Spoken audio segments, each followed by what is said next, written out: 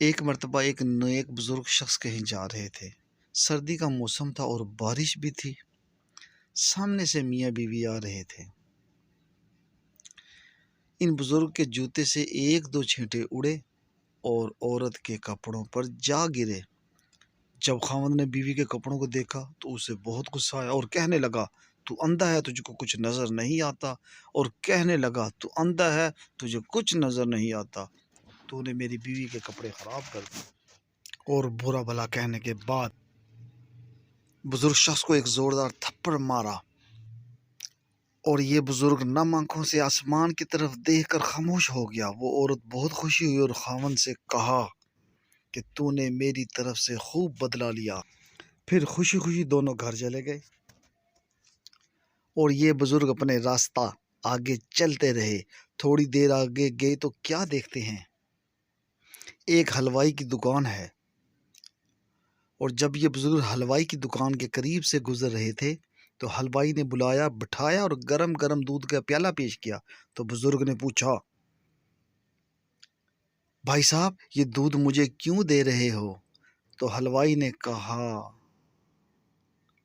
میں نے سوچا کہ آج بہت سردی ہے، لہٰذا مجھے اللہ کا جو بھی بندہ سب سے پہلے نظر آئے تو اس کو اللہ کی رضا کے لیے دودھ کا ایک گرم پیالہ ضرور پلاؤں گا، اور میں اس انتظار میں تھا، بس آپ اسے اپنا نصیب سمجھ کر پی لیجئے۔ پھر بزرگ نے وہ گرم گرم دودھ کا پیالہ پی لیا اور اللہ کا شکر ادا کیا۔ جب وہ دکان سے باہر نکلا اور آسمان کی طرف دیکھ کر کہا، واہ میرے اللہ، تیری شان کتنی عجیب ہے، کہیں مجھے تھپڑ لگواتا ہے اور کہیں مجھے دودھ کا گرم پیالہ پلاتا ہے۔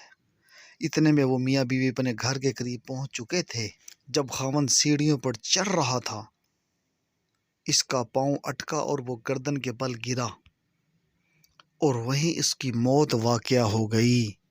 جب لوگ اس کی میت اٹھانے کے لیے آگے بڑھے تو بیوی نے کہا، تھوڑی دیر پہلے ہمیں ایک واقعہ پیش آیا تھا، اس بوڑھے نے کہیں میرے شوہر کو بد دعا تو نہیں دی؟